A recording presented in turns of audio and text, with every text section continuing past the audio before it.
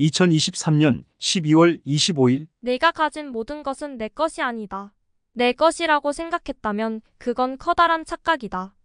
우주의 모든 것들은 소유가 아니라 렌털이다. 모든 것이 내 것처럼 쓸 수도 있지만 모든 것이 돌려놔야 하는 것들이다. 비단 이것은 물질뿐만이 아니다. 비물질의 범위에 있는 모든 것이 다 그렇다.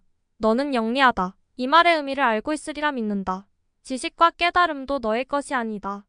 머물게 하지 말고 흐르게 해야 한다. 너는 통로다. 전달자. 내가 내게 이르는 것은, 내가 내게 담는 것은 모두를 위함이니 부디 그 의미를 깨닫고 나아가길. 그것이 사명이요 빛이다. 슈카이브의 해석. 지금처럼 세상이 흉흉하고 악해진 것은 물질만을 추구하기 때문이다. 사람들은 더 많은 물질을 얻기 위해서라면 자기 자신과 한 약속도 쉽게 저버린다. 그런 사람이 어찌 타인은 물론 신과의 약속을 지킬 수 있을까? 사람은 창조주께서 지으신 세상의 빛이다. 그분의 사랑스러운 자녀다. 물질이 사람보다 높을 수 없는 이유다. 그런데 지금 이 세상은 사람 위에 물질이 있다. 세상이 이토록 사납고 흉포해진 가장 큰 이유다. 그동안 나는 보통 사람들은 상상도 할 수 없는 시련과 고난의 길을 걸어왔다. 한번 상상해보라.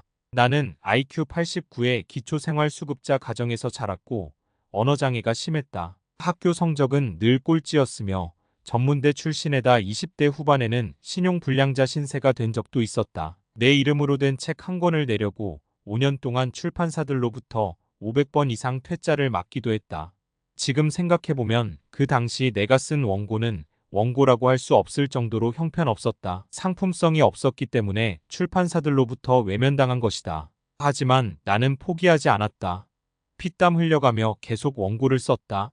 그 결과 이전에 내 원고를 퇴짜 놓았던 출판사들을 통해 책을 펴낼 수 있었다. 이런 힘든 과정을 거쳐 지금까지 300권 정도의 책을 내놓았다. 아버지께서는 이것 또한 지금의 사명을 감당하기 위한 훈련이라고 하셨다. 우리 부모님은 평생 가난을 벗어나지 못하셨다. 아버지께서는 내가 꿈을 이루려 한창 고군분투하고 있던 20대 후반에 농약 그라목손을 드시고 세상을 떠나셨다. 당시 나는 내 힘으로 가난을 극복해내겠다며 이를 악물었다. 나는 아버지의 시신을 바라보면서 이렇게 다짐했다. 아버지, 꼭 제 힘으로 남은 빚 다 갚고 부자가 되겠습니다. 꼭 성공하겠습니다. 그 후에도 이루말로 다 표현할 수 없는 힘든 일들을 겪었다.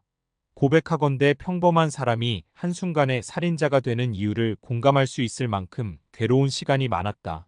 살아오면서 인간이 독사와 같고 개돼지만도 못한다는 말이 무슨 뜻인지 수없이 체험했다.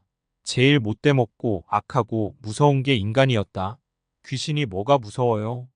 저는 사람이 제일 무섭던데. 내 삶은 이 말의 뜻을 뼛속 깊이 깨닫는 시간이었다. 하지만 나는 내게 주어진 모든 시련과 고난을 마지막까지 극복해냈다. 그리곤 100가지의 내 소망들을 이루어내며 마침내 경제적 자유인이 되었다. 그동안 나는 내가 모아온 재산이 모두 내 것이라고만 여기며 살아왔다. 내 것인 만큼 그 가운데 절반인 100억 원은 나와 함께 해온 아내의 몫이라 생각했고 나는 확실하고 명확한 것을 좋아한다. 말만 내세우는 건 사기꾼이나 하는 짓이다.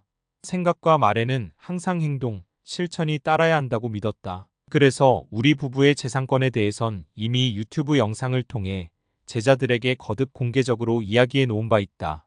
그런데 지금은 우리 부부 소유의 재산에 대한 개념이 완전히 달라졌다. 아버지 창조주의 말씀처럼 우리가 가진 모든 게 우리의 것이 아니라는 사실을 깨달은 것이다.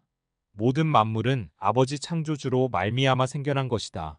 내 몸을 구성하고 있는 분자, 원자, 아원자, 쿼크까지 모두 그분의 뜻에 따라 창조된 것이다. 지금 우리 부부는 우리가 가진 모든 게 아버지 창조주의 것이라 여긴다. 우리 부부의 재산은 우리에게 주어진 사명대로 쓰일 것이다.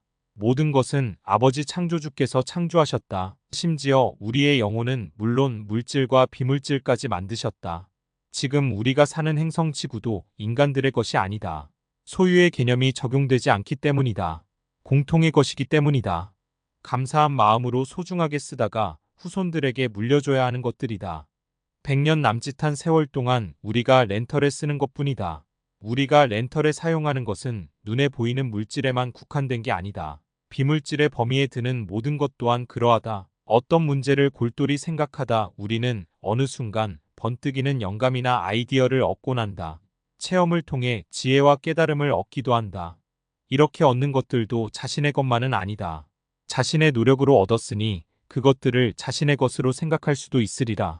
하지만 그건 오감 속에 갇혀 사는 인간의 육적인 생각일 뿐이다.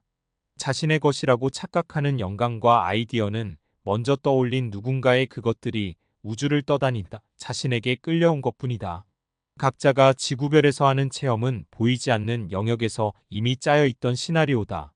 의식화폐가 되는 지혜와 깨달음을 얻게 해주는 수단일 뿐이다.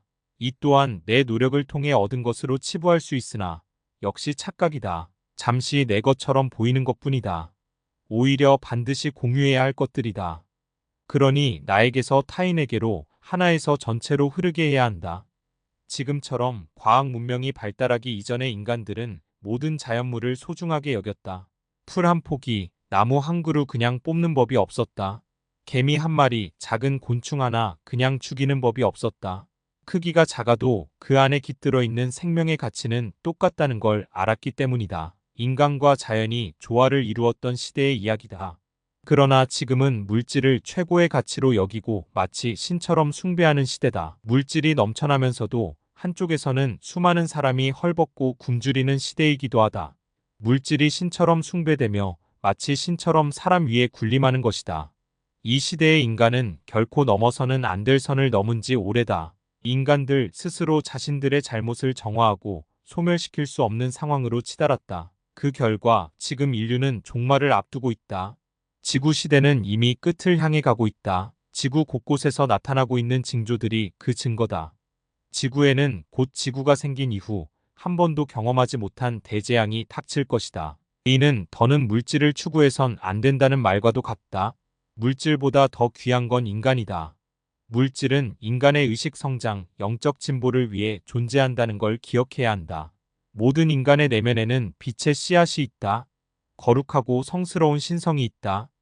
그 누가 가난하다고 해서, 배운 것이 부족하다고 해서, 사회적인 지위가 낮다고 해서 창조주께서 심어두신 신성의 가치를 함부로 폄훼하고 훼손할 수 있겠는가? 다시 말하지만 지금 인류 개개인이 소유하고 있는 모든 것들은 그들만의 것이 아니다. 나는 인류가 망각하고 있는 이 진리를 세상에 전하기 위해 온 창조주의 아들이자 메신저다. 이것이 내게 주어진 사명이다. 또 다른 새로운 이야기가 궁금하다면 한국영성책쓰기 협회로 오세요.